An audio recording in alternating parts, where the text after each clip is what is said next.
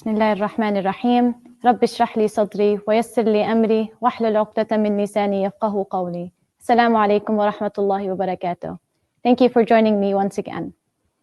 Today's story is actually one of my personal favorites. It comes from a surah that is very dear to me.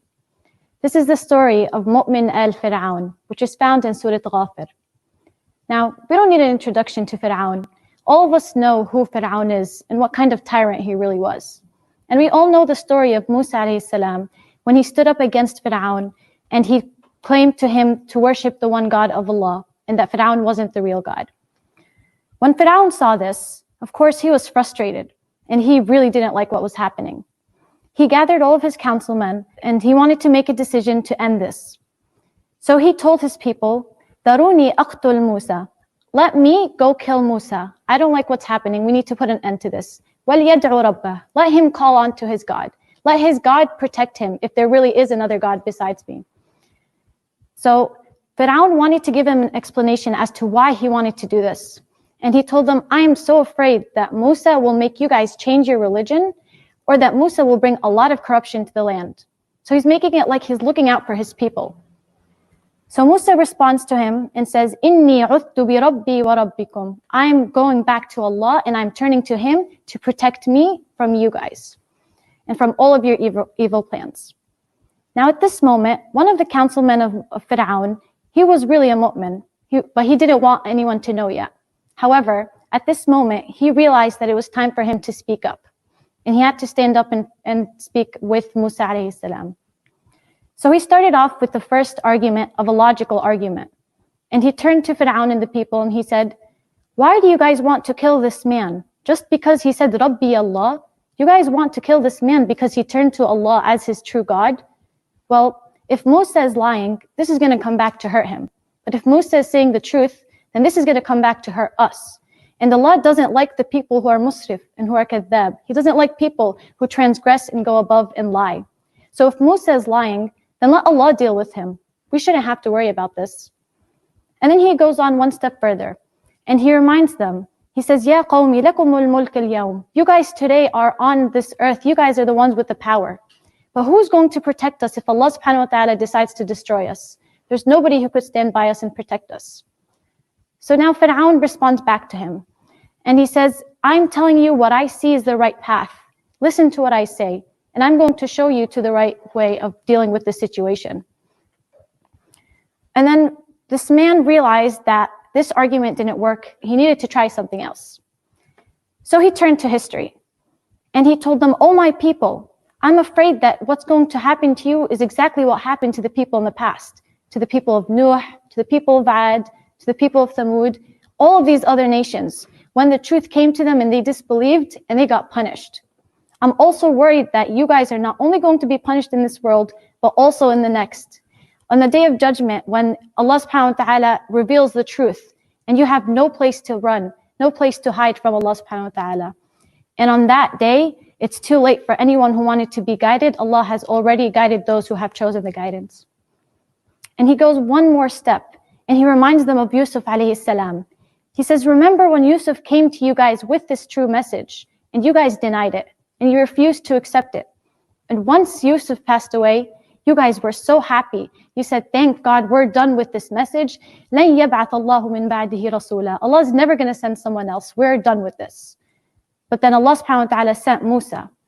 So the people who make such claims, the people who make such arguments against the truth, this man goes on to tell them, these are people who argue without any proof, without any sultan. They have no basis backing up their arguments. And these people in the end, they're the ones who are going to suffer. They're the ones who are going to get hurt from this. So Fir'aun had enough. He started to recognize the truth in this man's words. And he was afraid that the rest of the men would too. So to try to make a mockery out of things, he turned to one of his councilmen, Haman. And he told him, Haman, I need you to build for me this huge tower. I want to go up to the skies. لَعَلِّي أَبْلُغُ الْأَسْبَابِ. I want to meet Allah. I want to go climb up and see if this God of Musa actually exists. Even though I'm sure that Musa is just lying. But I want to put an end to this. Build this for me. Let me go up and see this God of Musa. You know, he's making a mockery out of this. So Fir'aun is really just misguiding himself, he's misguiding the people, and he's pushing them away from the path. And now this mu'min realized that I tried 2 ways, this is not working, now I have to be direct with them. And he says, Ya qawmi ittabi'uni ahdikum sabil al-rashad. Oh my people, forget Fir'aun. He's not really guiding you to the right path. Listen to what I have to say. And he continues, and he says, oh my people, this world is nothing but mata'. It's just an enjoyment. There's nothing in this world that's worth it. And the real world, the real enjoyment, the real final destination is in the end. And something that's beautiful about this end, he explains to them, is that when you do something wrong, you're only going to be punished at that same amount of wrong that you did. But when you do something good, then Allah subhanahu wa ta'ala is going to multiply your reward, and then He will take you into Jannah, and then you will be rewarded بِغَيْرِ حِسَاب, without any accountability. He keeps going and he tells them, I don't understand. مَا لِي أَدْعُوكُمْ إِلَى النَّجَاةِ وَتَدْعُونَنِي إِلَى النَّارِ. I'm inviting you guys to what's going to save you and help you, but you guys are inviting me to the hellfire. You guys are asking me to worship someone who I have no authority, no knowledge, nothing that convinces me to worship him. And I'm trying to invite you guys to worship Al-Aziz Al-Ghaffar, the one with all authority and the one who forgives. And he tells them there is absolutely no doubt that what you guys are inviting me to do is really not going to help me. And Fir'aun has no authority for me on this world or in the next life. And our return is really going to be to Allah. And that's the end of the situation. And he leaves them with these final words. He says, فَسَتَذْكُرُونَ مَا أَقُولُ لَكُمْ. You guys are going to remember what I'm saying. Maybe not today. Maybe it'll be too late. But one day you're going to recognize the truth in my words. As for me, I'm done. أُفَوِّضُ أَمْرِي إِلَى اللَّهِ. I'm leaving my affairs to Allah subhanahu wa ta'ala. I'm going to let Him take care of me.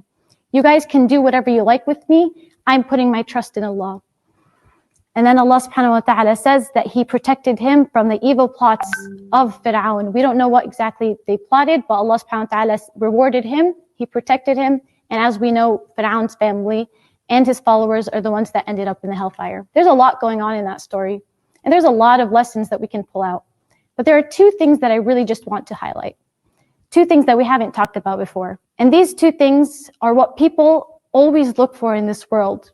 We want stability, and we want a peace of mind. And this man taught us that stability, true stability, doesn't come in this world. We can spend our whole life going after a degree and getting a job and working so we can stabilize ourselves and have the best life.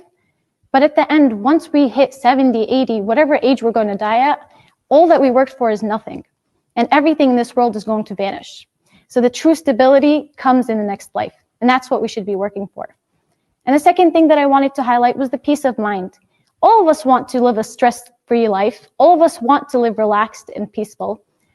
But we can't do that until we do what this man did, until we put our full reliance on Allah, and we say, as he said, أُفَوِّضُ أَمْرِي إِلَى اللَّهِ. I trust Allah with all of my affairs. And only then will we be able to feel that peace of mind in this world and in the next.